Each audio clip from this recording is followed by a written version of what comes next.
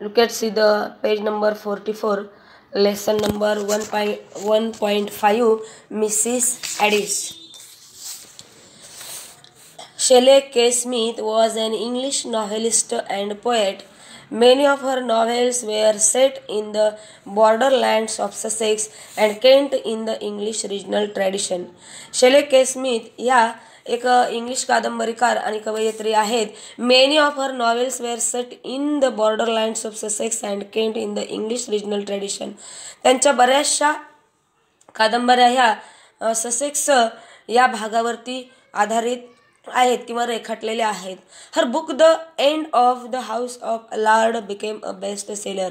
आणि त्यांचं सगळ्यात गाजलेली जी कादंबरी आहे जिचं जास्तीत जास्त विक्री झाली ती कादंबरी म्हणजे ते पुस्तक म्हणजे the end of the house of Alard. The story is about a peasant woman who finds a desperate young man at her doorstep, pleading of her to give him protection from the police he had been forcing on the nearby estate and in panic had killed off the gamekeepers. The story is about a peasant woman. ही एका शांत स्त्रीची कथा आहे. who finds a desperate young man at her doorstep. जिच्या दाराशी एक मुलगा येतो आणि तिच्याकडे मदतीची याचना करतो, कारण त्याला पोलिसांकडून संरक्षण हवं असतं. म्हणून तो पोलिसांपासून वाचण्यासाठी तिच्या घरी संरक्षण मिळावं म्हणून मला इथं तुम्ही आधार द्या याच्यासाठी तो गेलेला असतो. He had been forcing on the nearby state and in panic had killed one of the gamekeepers. आणि तो खूप घाबरलेला असतो, तिच्या झोपडीजवळ गेलेला असतो, तिला विनंती करतो की मला तुमच्या झोपडीमध्ये आसरा द्या. तर अशी ही रेखाटलेली शेले के स्मिथ यांची ही कथा आहे. तर बघा मिसिस ॲडिस या कॅरेक्टरवरती ही स्टोरी सगळी रेखाटलेली आहे. तर बघूया आपण lesson Mrs Adis. In a north east Sussex a great tongue of land runs into Kent. It is a land of woods, the old hammer woods of the Sussex, iron industry and among the woods gleam the hammer points. In a north east Sussex a great tongue of land. इंग्लंडमधील ससेक्सचा ईशान्य बाजूचा एक लांब लचक जमिनीचा पट्टा Kent या भागामध्ये शिरतो. It is a land of woods. हा संपूर्ण जंगलाचा भाग आहे. The old hammer woods of the Sussex, iron industry and among the woods gleam the hammer points. आणि ससेक्सच्या चहूबाजूनी पोलाद उद्योगाचे पूर्वीच्या काळामध्ये हातोडा म्हणून प्रसिद्ध असलेले हॅमरवूड हे जंगल आणि त्या जंगलाच्या मधोमध चमकणारं हॅमरचं तळं मीन्स हॅमर पॉन्ड्स हे आपल्याला तिथं पाहायला मिळेल. Owing to the thickness of the woods the road that passes Mrs Addis cottage is a dark long before the fields beyond. आणि हे जंगल इतकं दाट आहे त्यामुळं मिसिस ॲडिसच्या झोपडीवरून जाणारा जो रस्ता आहे त्या रस्त्याला शेताच्या त्या बऱ्याच अलीकडं काळोखात पार बुडून जातो. That night there was no twilight and no moon. त्या रात्री संधी प्रकाश नव्हता आणि आकाशामध्ये चंद्र सुद्धा दिसत नव्हता. Only a few prix of fire in the black sky above the trees, but what the darkness it the silence revealed in the above absolute stillness of the night. फक्त झाडामधून डोकावणारा काळ्याभर आकाशात काही चांदण्या लुकलुकत होत्या आणि त्यामुळं त्या दाट अंधारामुळं जो भाग काही झाकलेला होता तो त्या शांततेमुळं उघड झालेला होता. Means windless and clear every sound was a distinct intensified. जे त्या अंधारामध्ये झाकलं गेलेलं होतं ते त्या शांततेमध्ये उघड झालेलं होतं.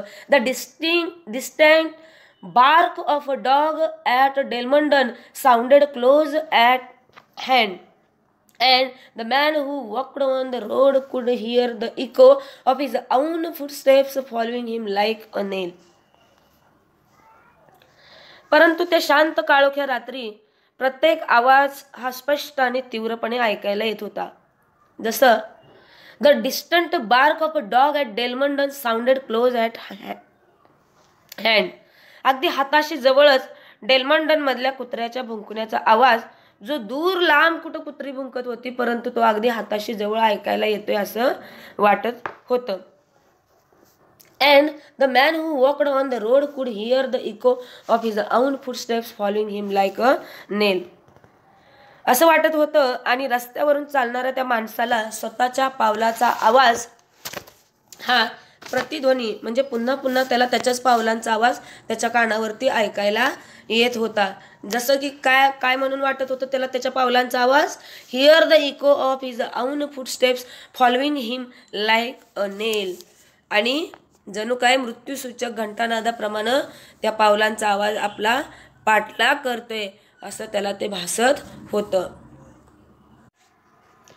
Every now and then he made an effort to go more quietly, but the roadside was a mass of thorns, and their crackling and rustling were nearly as loud as the thud of his feet on the road. Besides, they made him go slowly, and he had no time for that. Every now and then he made an effort to go more quietly. प्रत्येक पावलागणिक अजिबात आवाज न होऊ देता चालण्याचा तो प्रयत्न करत होता. But the road side was a mass of thorns and their crackling and rustling were nearly as loud as the thud of his feet on the road. परंतु त्याच्या पावलांचा जो होणारा आवाज आहे, धपधप पावलांचा जो आवाज होता, तो रस्त्याच्या कडेला असणाऱ्या गच्च काटेरी झुडपांचा आवाज आणि पानांचा सळसळाट तेवढाच जोरात ऐकू येत होता. Besides, they made him go slowly and he had no time for that. परंतु तो अगदी सावकाश चालत होता, कारण त्याला सावकाश चालणं भाग होतं, कारण त्याच्या पावलांचा आवाज आजूबाजूला ऐकायला जाऊ नये असं त्याला वाटत होतं, कारण he had no time for that. मात्र त्याच्याकडे तेवढा वेळ नव्हता. When he came to Mrs. Addis's cottage, he paused a moment. Only a small patch of grass lay between it and the road, and he looked in at the lightened, uncurtained window. He could see Mrs. Addis stooping over the fire, taking some pot or kettle of it.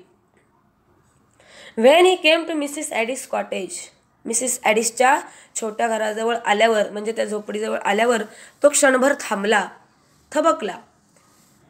Only a small patch of grass lay between it and the road. घर आणि रस्त्याच्या मध्ये हिरवळचा एक पट्टा होता. And he looked in at the lighted uncurtained window. आणि त्यानं आत पाहिलं तर पडदा नसलेल्या त्या खिडकीतून उजेड येत होता, म्हणजे त्या खिडक्यांना पडदे नव्हते. आणि त्यानं डोकावलं, आत बघितलं तर त्या खिडकीतून तिथून उजेड येत होता बाहेर. He could see Mrs Addis stooping over the fire. त्यानं बघितलं मिसेस ॲडिस ह्या विस्तवाजवळ पुढं वाकलेल्या होत्या आणि त्यांच्या हातामध्ये she taking some pot or kettle off it. त्यांच्या हातामध्ये पातेलं आणि किटली उचलताना त्याला दिसलं, म्हणजे त्यांच्या हातामध्ये एक पातेलं किंवा किटली आहे असं त्याला जाणवलं. त्यानं पाहिलं ते. He hesitated and seemed to wonder. तो थोडा वेळ तिथं घुटमळला आणि त्यानं पाहिलं. He was a big heavy working man, not successful judging but the poverty of his appearance. For a moment he made as if he would open the window. Then he changed his mind and went to the door instead. He was a big, heavy working man, not successful. आणि धिप्पाड शरीर यष्टीचा असा तो कष्टकरी माणूस होता, परंतु not successful. He was not successful man. तो एक अपयशी माणूस होता. Judging by the poverty of his appearance. अगदी दरिद्री असा गरीब तो व्यक्ती आहे असं त्याच्या पेहरावावरून लक्षात येत होतं. For a moment he made as if he would open the window. Then he change his mind and went to the door instead. आणि एकंदर बघितलं तर त्याच्या पेहरावावरून लक्षात येतो, त्याच्या गरिबीचा अंदाज येत होता. आणि क्षणभर त्याला वाटलं की सरळ खिडकीजवळ जावं. As if he would open the window. त्याला वाटलं की सरळ खिडकी उघडून आत शिरावं. Then he change his mind. नंतर त्याचं मन थोडंसं बदललं, त्याचा विचार बदलला. And went to the door instead. आणि त्याचा विचार बदलला आणि तो दरवाजाच्या दिशेनं गेला. He did not knock but walked straight in. He did not knock but walked straight in. दरवाजा न ठोठवताच तो आत शिरला. The woman at the fire turned quickly round. आणि त्या विस्तवाजवळ असलेल्या त्या स्त्रीनं झटकन मागं वळून पाहिलं. आता ती स्त्री कोण आहे तर Mrs ॲडिस. What you Peter Crouch, she said. I didn't hear you knock. What you Peter Crouch, she said. ती म्हटली की कोण पीटर क्राउच तू. I didn't hear you knock. तू दरवाजा वाजवलेला काय ऐकायला आलं नाही. तू दरवाजा ठोठवलेला मला काय ऐकायला आलं नाही. I didn't knock ma'am. I didn't want anybody to hear. मी दरवाजा नाही वाजवला madam. I didn't want anybody to hear. कोणाला ऐकू येऊ नये असं मला वाटत होतं. How's that. का बरं तुला असं वाटलं. I am in trouble. His hands were shaking a little. What have you done. कारण मी संकटात सापडलोय. त्याचे हात थरथर कापत होते. What have done. तू काय केलंयस नेमकं. तू एवढा घाबरतोय. तुझे हात थरथर कापतायत. I shot a man Mrs Addis. I shot a man Mrs Addis. मी संकटात सापडलोय. त्याचा हात थरथर कापत होतं आणि तो सांगतो I shot a man Mrs Addis. मी एका माणसाला गोळी घातली असं तो मिसिस ॲडिसला म्हणतो. तेवढ्यात मिसिस ॲडिस म्हणतात यू. येस आय शॉट हिम. तू. हो मी मारलं. यू किल्ड हिम. तू त्या माणसाला ठार केलं का. I don't no. ते मला माहीत नाही की तो नेमका मेलाय की जगलाय, परंतु त्याला गोळी मात्र मी घातलेली आहे. For a moment there was a silence in the small stuffy kitchen. Then the kettle boiled over and Mrs Addis mechanically pull it at the side of the fire. For a moment there was silence in the small.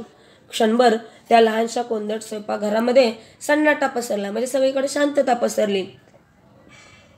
Then the kettle boiled over and Mrs Addis mechanically put it at the side of the fire. आणि तेवढ्यात त्या किटलीतलं पाणी उतू गेलं आणि Mrs ॲडिस यांनी यांत्रिकपणानं ते विस्तवावरून उतरवून बाजूला ठेवलं. She was a small thin woman with a brown hard face on which the skin had dried in innumerable small hair-like wrinkles. She was probably not more than 42, but life treats some women hard in the agricultural districts of Sussex, and Mrs. Eddy's life had been harder than most. She was a small, thin woman with a brown. आता इथं आपण बघतोय की या पॅरेग्राफमध्ये Mrs ॲडिस यांचं थोडक्यात वर्णन केलेलं आहे. लहान अशा शरीरयष्टी असलेल्या आकृष अंगाच्या, thin woman with a brown hard face, चेहरा रापलेला, on which the skin had dried in innumerable small hair like wrinkles, आणि त्यांच्या चेहऱ्यावरती अगदी बारीक केसासारख्या सुरकुत्या पसरलेल्या दिसत होत्या. She was probably not more than 42, but life treat some women hard in the agricultural districts of Sussex, and Mrs Addis life had been harder than most. She was probably not more than 42. आणि त्यांचं वय बहुधा 42पेक्षा जास्त नसावं, म्हणजे अंदाजे त्या 42 वय त्यांचं असावं, अंदाजे त्यांचं वय हे 42 असावं. But life treats some women hard in the agricultural districts of Sussex. परंतु ससेक्सच्या कृषीप्रधान, शेतीप्रधान प्रदेशातील अनेक स्त्रियांचं आयुष्य बरंचसं खडतर होतं, म्हणजे स्त्रियांना त्रास होता, त्यांचं आयुष्य खडतर होतं. And Mrs Addis life had been harder than most. आणि मिसेस ॲडिस यांचं आयुष्य तर अनेकांपेक्षा अधिकच कष्टाचं होतं, म्हणजे इतर स्त्रियांपेक्षा जास्त कष्ट त्यांना करावं लागत होतं. What do you want me to do for you, Peter Crouch? She said a little surely. What do you want me to do for you, Peter Crouch? She said a little surely. मग मी तुझ्यासाठी काय करावं असं तुझं म्हणणं आहे, असं वैतागून नाराजीच्या स्वरामध्ये मिसेस ॲडिस त्या पीटर क्राउचला म्हणतात. Let me stay here a bit. Is there nowhere you can put me till they have gone. मला थोडा वेळ इथं थांबू द्याल का तुम्ही, is there nowhere you can put me till they have gone. ती लोक इथून निघून जाईपर्यंत तुम्ही मला इथं थोडा वेळ थांबू द्याल का? हुज दे, कोण लोक आहेत ती? The keepers. बघा इथं Peter Crouch told that Mrs Addis the keepers, ते प्राण्यांचे राखणदार आहेत. Oh you have had a quarrel with the keepers have you? Oh you have had a quarrel with the keepers have you? तू त्या राखणदारांशी भांडण केलंयस का? म्हणून तू घाबरून इथं थांबलेला आहे का? असं त्याला विचारतात. Yes, I was down by Cinderwood seeing if I could pick up anything and the keepers found me there were 4 to 1 so I used my gun. Yes, I was down by Cinderwood seeing if I could pick up anything. हो, मी सिंडरवूड पाशी काही शिकार मिळते का ते बघण्यासाठी गेलेलो होतो आणि त्यावेळेला मी या 4 राखणदारांना तिथं पाहिलं होतं आणि त्यामुळं मी माझी बंदूक चालवली. देअर वेअर 4 to 1 आणि त्या चौघांना मी तिथं पाहिलं. So I used my gun आणि म्हणून मी माझ्या बंदुकीचा तिथं वापर केला. Then I ran for it there were after me they can't be far off now. Then I ran for it आणि मग मी तिथून पळ काढला, परंतु ते माझ्या मागे लागले आहेत आणि एव्हाना ते जास्त फार लांब नसतील. दे कांट बी फार ऑफ नाव, ते माझ्यापासून दूर नसावेत. कदाचित ते माझा पाठलाग करत करत माझ्या मागावर आलेले असावेत असा अंदाज आहे. Mrs Addis did not speak for a moment. Crouch looked at her beseechingly. आणि यावर मिसेस ॲडिस क्षणभर गप्प राहिल्या आणि पीटर क्राउच त्यांच्याकडं विनवणीपूर्वक पाहू लागला. म्हणजेच त्यानं त्यांना आहे. You might do it for Tom's sake, he said. You haven't been an over good friend to Tom, snapped Mrs. ॲडिस. You might do it for Tom's sake, he said. टॉमसाठी तरी तुम्ही मला मदत करू शकता, तो म्हणाला. पीटर क्राउच मिसेस ॲडिस यांना म्हटला की टॉमसाठी तरी तुम्ही मला मदत करू शकता असं तो म्हणतो. You haven't been an over good friend to Tom, snapped Mrs. ॲडिस. तू मित्र म्हणून टॉमशी फार चांगला वागलेला नाहीस असं मिसेस ॲडिस त्याला ताडकन म्हणाल्या. म्हणजे त्या रागावून त्याला म्हटल्या की तू काय माझ्या मुलाशी नीट वागलेला नाही. म्हणजे टॉम हा मिसेस ॲडिस यांचा मुलगा असतो आणि म्हणून त्या एवढ्या बोलतात ताड करणं की तू काय तुझ्या मित्राशी चांगला वागलेला नाही आहेस. But Tom's been a very good friend to me. He wouldn't want you to stand by me tonight. पण टॉम नेहमीच माझ्याशी मित्र म्हणून चांगला वागला आहे. बघा तो काय म्हणतोय. But Tom's been a very good friend to me. परंतु टॉम हा नेहमीच माझ्याशी एक मित्र म्हणून चांगला वागलेला आहे. He would want you to stand by me to night.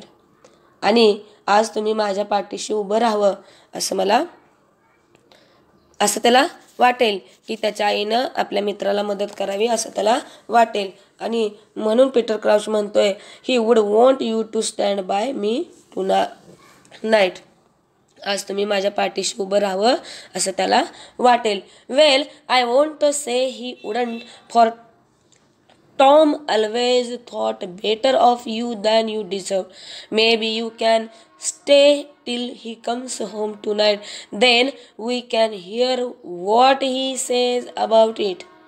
Well, I won't say he wouldn't for. त्याला असं वाटणार नाही असं मी म्हणत नाही, कारण तुझी पात्रता नसूनही टॉमनं कायम तुझं भलंच चिंतलेलं आहे. Maybe you can stay till he comes home tonight. Then we can hear what he says about it. तो घरी येईपर्यंत तू इथं थांबू शकतोस, मग तो काय म्हणेल ते आपण पाहू.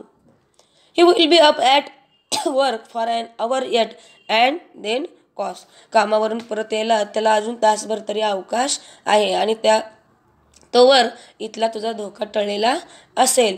I can get away out of the country. आणि नंतर मी देशाबाहेर निघून जाईन.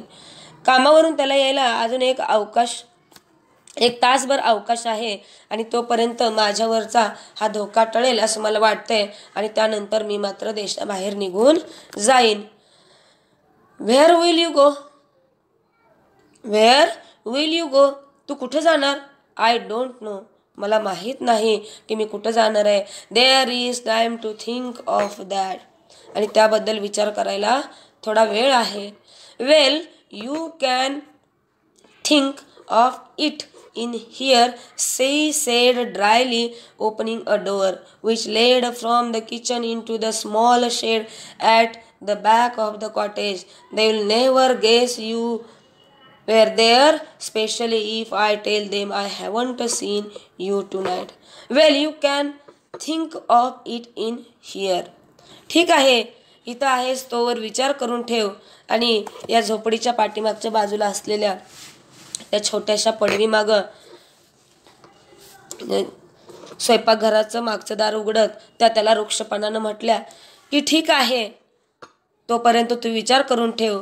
आणि त्यांच्या झोपडीच्या पाठीमागचं दार उघडून त्या जात जात म्हणाल्या, they will never guess you were there, especially if I tell them I haven't seen you to night.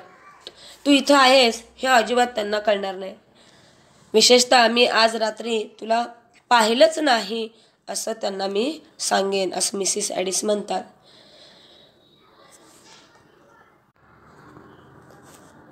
You are a good woman, Mrs Addis. I know I am not worth your standing by me, but maybe I have been different if I had a mother like Tom's. आता आपण बघितलं की त्या कॉटेजच्या जे किचनचा दरवाजा असतो तिथं जात जात वृक्षपणे त्याला म्हणाल्या की तू जोपर्यंत इथं आहेस तोपर्यंत तू सुरक्षित आहेस असा विश्वास त्यांनी त्याला दिला. कारण टॉम यायची ते दोघंही वाट बघत असतात आणि टॉम आल्यानंतर त्याच्यासमोर इथं पीटर क्राउचनं थांबायचं की नाही थांबायचं हे ठरणार होतं. कारण त्याची आई टॉमची आई मिसेस ॲडिस म्हणलेली असतात की बघू अजून त्याला यायला 1 तासभर अवकाश आहे. You are a good woman, Mrs Addis. I know I am not worth your standing by me, but maybe I have been different if I had a mother like Tom's. तुम्ही फार भले आहात Mrs ॲडिस असं तो Peter crouch म्हणतो की तुम्ही खरंच खूप चांगले आहात. I know I am not worth your standing by me. आणि मला माहीत आहे की तुमच्यासमोर उभं राहण्याची सुद्धा माझी लायकी नाही, but maybe I have been different if I had a mother like Tom's. परंतु कदाचित मला जर टॉमसारखी आई असती तर मी असा झालो नसतो. म्हणजे थोडक्यात पीटर क्राउचला काय म्हणायचं आहे की मला सुद्धा जर आई असती टॉमसारखी तर आज मी असा बनलो नसतो किंवा अशी माझ्यावर वाईट वेळ आली नसती असं त्याला म्हणायचं आहे. She did not speak but shut the door and he was in darkness save for a small ray of light that came through one of the cracks. By this light he could see her moving to and fro, preparing Tom's supper. In another hour Tom would be home from Iron Latch Farm, where he worked every day. Peter Crouch trusted Tom to help him. She did not speak but shut the door. काही न बोलता त्याने दार लावून घेतलं. And he was in darkness save for a small ray of light.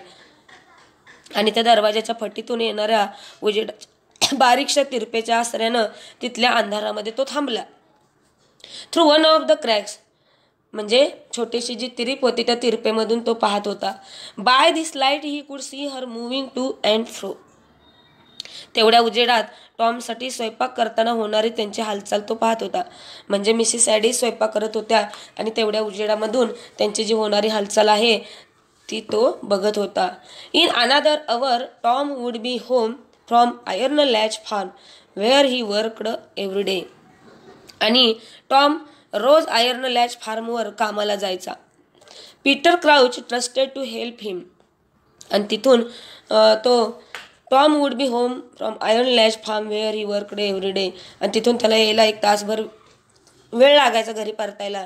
Peter Crouch trusted Tom to help him for they had been friends when they went together to National School at लॅम्बरहर्स्ट.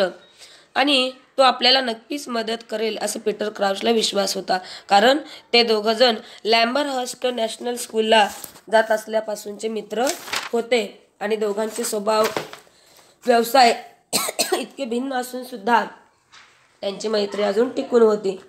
म्हणून पुढे म्हटलेले बघा, and since then the friendship had not been broken by their very different characters and careers. अगदी दोघांचे स्वभाव व व्यवसाय इतके भिन्न असून सुद्धा त्यांची मैत्री अजून टिकून होती, कारण मैत्री व्हायला स्वभाव एकसारखेच असावेत असं नसतं. भिन्न स्वभावाची माणसं सुद्धा अगदी एकमेकांचे जीवस्य कंठस्थ मित्र असू शकतात. Peter Crouch huddled down upon the sacks that filled one corner of the shed. A delicious smell of cooking began to come through from the kitchen, and he hoped Mrs. Addis would not deny him a share of the supper when Tom came home, for he was very hungry and he had a long way to go. Peter Crouch huddled down upon the sacks that filled one corner of the shed. आणि पडवीतल्या कोपऱ्यात रचून ठेवलेल्या त्या पोत्यांवर Peter crouch मुटकुळा करून बसला. A delicious smell of cooking began to come through from the kitchen and he from the kitchen. आणि स्वयंपाकघरातून जेवणाचा सुवास येऊ लागलेला होता, कारण मिसिस ॲडिस ह्या टॉमसाठी स्वयंपाक बनवत होत्या, कारण टॉम हा कामावरून घराकडे परत येऊ लागलेला होता, म्हणून ते त्याच्यासाठी जेवण बनवत होत्या. And he hoped Mrs Addis would not deny him a share of the supper. आणि टॉम घरी येईल तेव्हा त्याच्या जेवणातलं थोडं जेवण मिसिस ॲडिस आपल्यालाही देतील अशी त्याला आशा होती, की आपल्या मुलाबरोबर आपल्याला सुद्धा थोडंसं जेवण ते आपल्याला देतील अशी त्यानं त्याच्या मनामध्ये आशा बाळगलेली होती. When Tom came home, for he was very hungry and he had a long way to go. कारण त्याला खूप भूक लागली होती आणि अजून बराच वेळ त्याला तसाच काढायचा होता, कारण टॉम अजून आलेला नव्हता. He had fallen into a kind of helpless doze when he was roused by the sound of footsteps on the road. नकळत त्याचा डोळा लागला. He had fallen into a kind of helpless doze. नकळत त्याचा डोळा लागला आणि तेवढ्यात when he was roused by the sound of footsteps on the road, तेवढ्यात रस्त्यावरच्या पावलांचा आवाज ऐकून त्याला जाग आली. बघा, या लेसनचा पार्ट 2 आपण पुढच्या व्हिडिओमध्ये पाहणार आहोत. आपल्याला जर व्हिडिओ समजला असेल, लेसन समजला असेल तर नक्कीच लाईक करायला, शेअर करायला आणि सबस्क्राईब करायला विसरू नका.